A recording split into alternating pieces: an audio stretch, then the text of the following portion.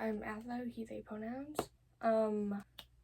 Today I'm going to be making this thing over here. You can't see her. Her name's Alexa.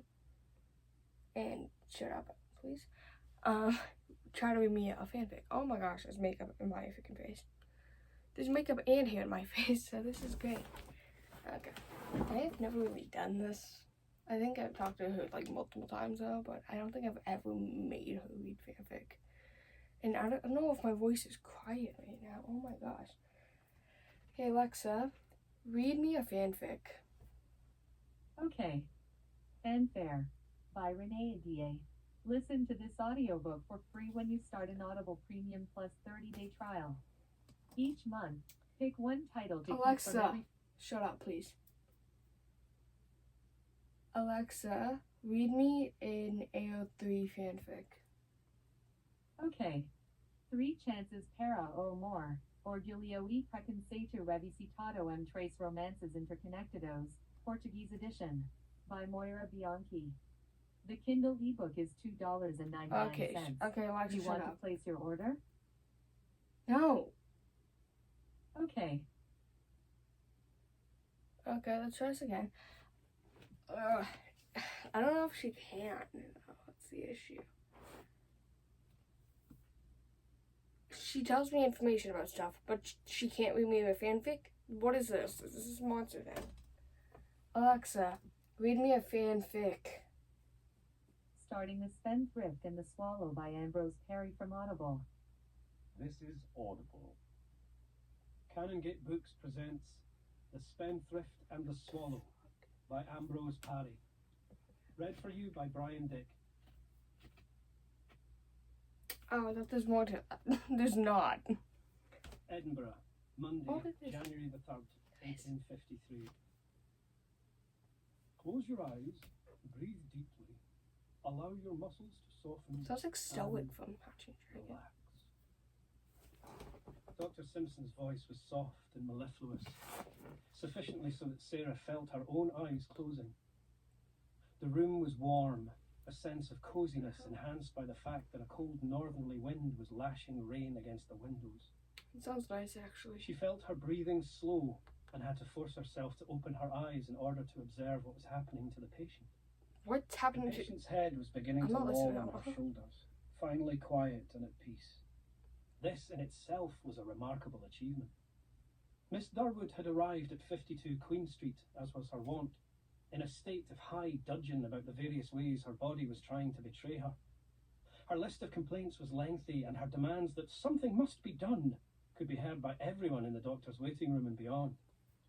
Dr. Simpson had watched her limp towards his consulting room with a sigh of resignation and whispered to Sarah, "Quite the performer, isn't she?" Nonetheless, upon I hearing have Miss a small Durwood's feeling what's latest going on. complaint of a constriction in the throat and difficulty swallowing, Sarah was surprised when Dr. Simpson had suggested mesmerism. I don't know what that word means. Mesmerism? Sarah had asked.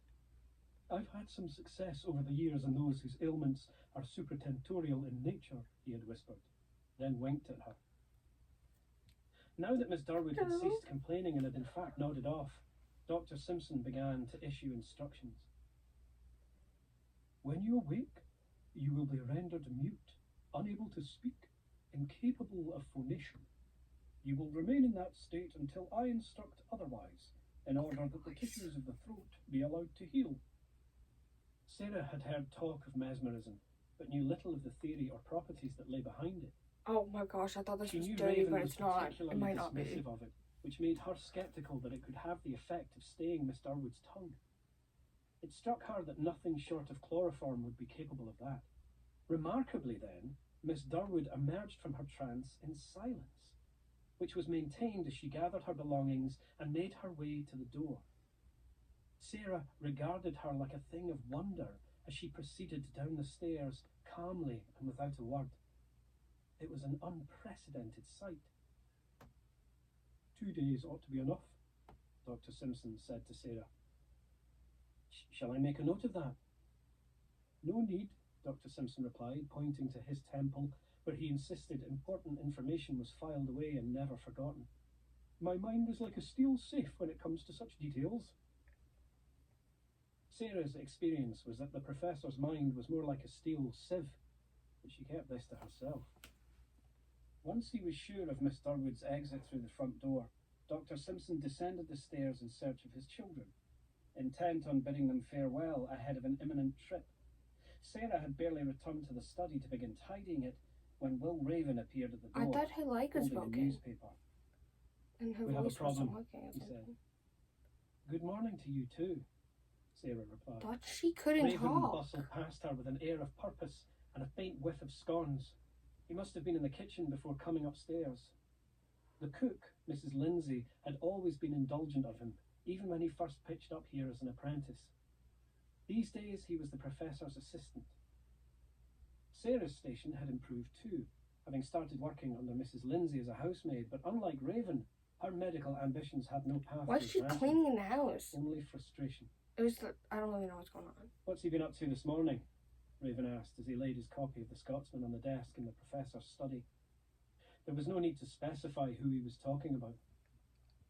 "Mrs. Durwood," she replied. Raven rolled his eyes, a common response within these walls whenever the name Durwood was invoked. Then he frowned. Why is he frowning "Wait, was about that this? her who just left?" "Yes." I really hope why? you could hear this because I don't want "I glimpsed someone going out the front door, but as I didn't hear any complaining, I failed to recognise her. Perhaps my ears are failing me." "No. Dr. Simpson mesmerised her." Raven took a moment to process this. How much characters Then are let it there? sigh. Mesmerism? Really? He couldn't have picked a worse time to start dabbling in that again. "What do you mean?" Raven pointed at a story in the newspaper. Sarah picked it up and read it out. "Sudden death at Alban Place.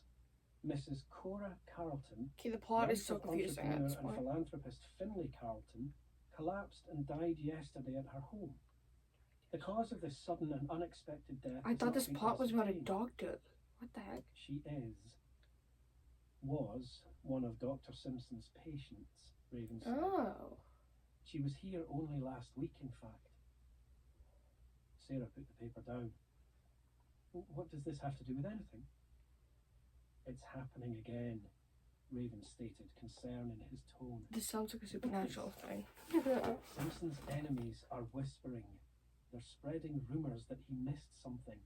What? Sarah looked through the window and watched as Dr. Simpson hefted himself into his carriage. He was wearing his sealskin coat against the cold and carried an overstuffed leather bag with him, full of the instruments that he might need for a difficult confinement. He was a Just skilled using so much practitioner, but language, even in I his don't know how hands, the it means. safe delivery of child could never be guaranteed. "Does he know?" she asked. "I haven't told him." The carriage began to move off. The horse's hooves clattering What on the century is cobbles. this? "He's going to be in Fife for the next few days," Raven said, "so the plan is to get to the bottom of this before he gets back." "The plan?" Before he gets back. "Yes.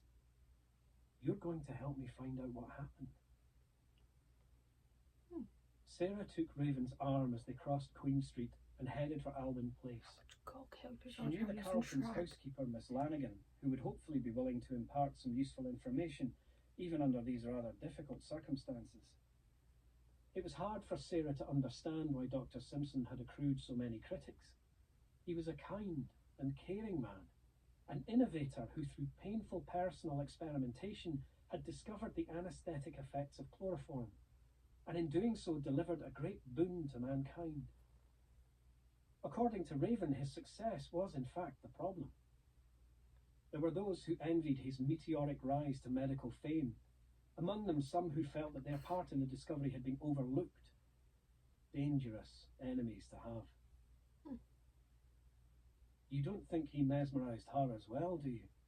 Raven When it asked, stops, I think it's referring just to Mrs. done. Carlton. "I have no idea," Sarah replied as they approached the imposing front door. "Depends on whether her complaint was supratentorial or not." What does that mean, anyway? That's what I'm It's the asking. term the professor uses when he thinks the source of the problem lies within the mind rather than the body. Raven pointed at his head and smiled. Above the tentorium cerebelli. An anatomical joke, but not one that Sarah found particularly amusing. In her experience, medical men were a little too ready to label women's symptoms as hysterical in nature. What was ailing her? Sarah asked. Therein lies the problem, Raven replied. Dr. Simpson was unable to Is make this a an definitive audiobook? diagnosis. He Oh, suspected the issue was an it is. underlying unhappiness of the mind rather than a condition of the body. But if one Alexa, stop. Okay, that was really confusing. I didn't understand what was really going on much, but I hope you sort of enjoyed that somehow. I didn't get much of a clue what's going on. There's something, I know it's probably in the olden days or something. I'm not, no clue. I thought that was an actual fanfic and not an audiobook, but that's on me. Oops. But that was okay so far. Anyway, I hope you guys have a great day, evening, or whatever time zone it is for you. Bye!